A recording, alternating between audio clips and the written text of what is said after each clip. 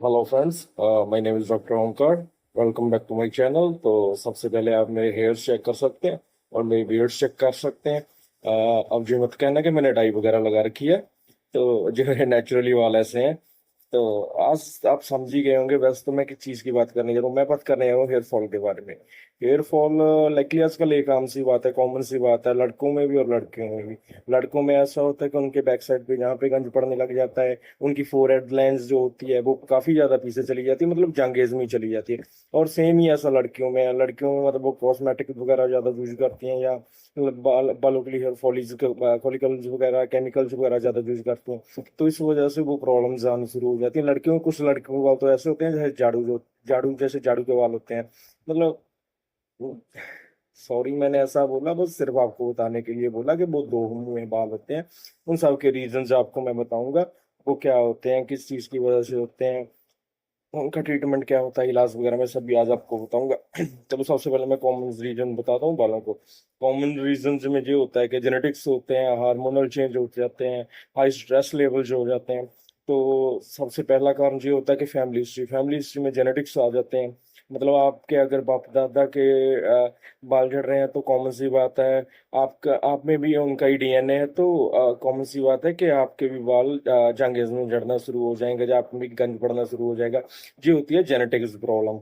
दूसरा होता है नेचुरल एजिंग। नेचुरल एजिंग ऐसा होता है कि 50 के बाद आपके हेयर फॉलिकल जो होते हैं, हेयर रूट्स होते हैं, वो कमजोर पड़ना शुरू हो जाती है, उस वजह से हो जाता है। जो नेचुरल होता है और एजिंग के अकॉर्डिंग होता है, मतलब कोई घबराने की बात नहीं है, इसका भी इलाज होता है, ठीक है। तीसरा होता है कि हार्मोनल चेंजेस। हार्मोन चेंजेस में ऐसा होता है कि ये ज्यादातर लड़कियों में होता है, लड़कों में नहीं होता, क्योंकि लड़कों को पीरियड्स वगैरह नहीं आते ना।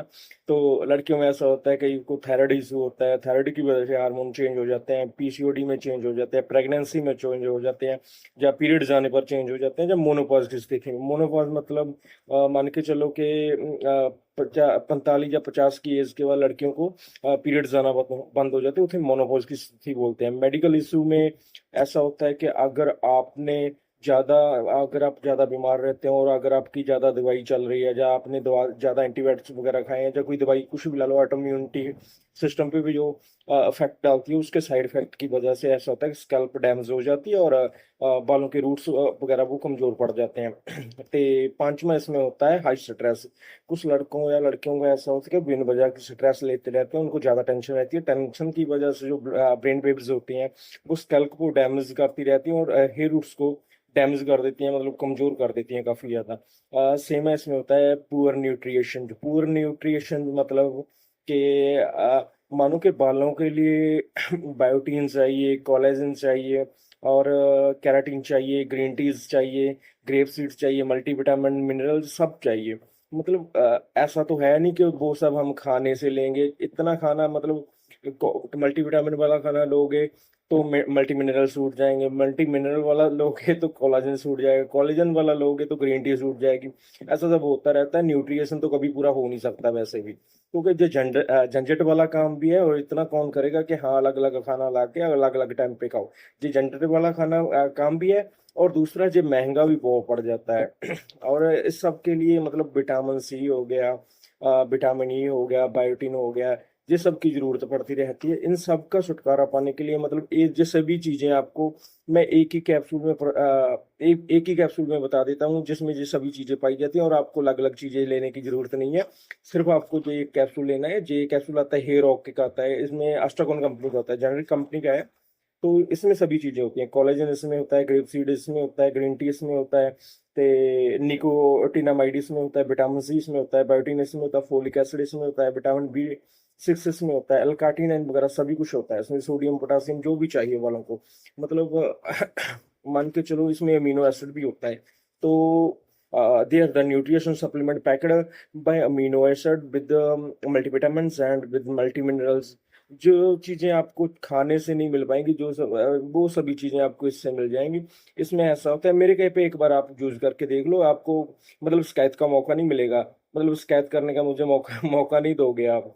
ये सब यूज करके जिन लड़कों के बाल मतलब फोरहेड से पीछे चली गई है, बाल जॉय लाइन बाल लाइन बोलते हैं उसे, वो पीछे चली गई है, गंज पड़ना शुरू हुआ है। इससे पहले कि आपको गंजा गंजा बोले या गंजी बोले, वैसे गंजी तो मोस्टली बोलते नहीं है, क्योंकि लड़कियों को गंजी कौन बोले। तो लड़कियों में अगर झाड़ू जैसे बाल हैं, या लड़कियों के बाल झड़ रहे हैं, या बाल ऐसा होता है बिल्कुल सीधे सीधे होते हैं, जैसे स्कैल्प दिखता है, जैसे मेरे बालों में स्कैल्प नहीं दिख रहा ना, खोपड़ी नहीं दिख रही, सीधा पंजाबी में बोलो, हिंदी में बोलो, या खोपड़ी नहीं ना दिख रही, स्कैल्प खोपड़ी को बोलते हैं। वैसे मेरे बाल बड़े मतलब संघने टाइप हैं, ऐसे हैं, मतलब टेक्सचर बहुत ज्यादा हैवी है मेरे बालों का। तो ये सब इसी मतलब कैप्सूल की वजह से, क्योंकि मैं डेली ये लेता हूँ, ये बाल बाइट आने से भी रोकता है। कईयों को आपने देखा होगा बाइट वाला होना शुरू हो जाते हैं, ग्रे वाला होना शुरू हो जाते हैं, और कईयों के बाल झड़ना शुरू हो जाते हैं। लड़कियों में देखा होगा कि बाल उनके भूरे दो मुंहे बाल जैसे शुरू हो जाते हैं, लड़कों में प्रॉब्लम्स आती ही आती है। कईयों में लड़कों में देखा गया कंघी लगाओ या नहाते टाइम उनके बाल ही बाल हो जाते हैं फर्श में। तो उन सब की प्रॉब्लम्स के लिए आप अस्टाकॉन का जो हेयर ओके कैप्सूल ले सकते हो। आपको मे बी मुझे कहने का मतलब मुझसे शिकायत करने का है कि हाँ जी इसने काम नहीं किया, ऐसा नहीं किया, ये मौका नहीं मिलेगा, अब ऐसा कुछ नहीं होगा इससे। तो मे बी आपको एक दफ़ा ये यूज करना चाहिए, क्योंकि मैं तो ये डेली लेता हूँ, एक बार दिन में एक ही लेना होता है, इससे ज़्यादा नहीं लेता हूँ ना। इसकी मतलब प्राइस भी ज़्यादा नहीं पड़ता, कम से कम 180 के अराउंड आ जाता है, या 150 के अराउंड आ जाता है। चलो तो थैंक यू। मैं तो बस यही बताना चाह रहा था कि आजकल ये प्रॉब्लम काफ़ी हो रही है, कॉमन प्रॉब्लम है, क्योंकि बाल डैमेज होते रहते हैं, बाहर प्रदूषण है, पोल्यूशन है, बहुत चीज़ें हैं बाहर ऐसी हैं जो स्कल्प को डैमेज करती हैं, इन्फेक्शन करती हैं। इसमें अमीनो एसिड भी होता है। अमीनो एसिड मान के चलो कि बालों की रूट्स जो होती हैं, जड़ें होती हैं, उनमें ब्लड का इंक्रीज करता है, ब्लड लेवल को काफ़ी ज़्यादा फ्लो करता है। और दूसरा इसमें होता है कैराटिन लेवल।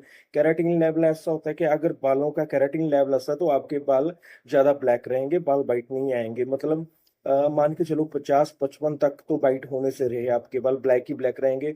ऐसा बोलेंगे जंगेज काफ़ी ज़्यादा, जैसे आपने डाई लगा रखी हो। तीसरा इसमें होता है अपने मल्टीविटामिन। मल्टीविटामिन का काम ये होता है कि जो स्कैल्प होती है ना, उसमें ऑक्सीजन प्रदान करते हैं। ऑक्सीजन से जो स्कैल्प में अगर ऑक्सीजन जाएगी, तो बालों की रूट्स जो होती हैं, जड़ें जो होती हैं, वो काफ़ी ज़्यादा स्ट्रांग हो जाती हैं। अगर आपकी बीबी बाल खींचती है तो जड़ से नहीं निकलेंगे। चलो थैंक यू, बस इतना ही था।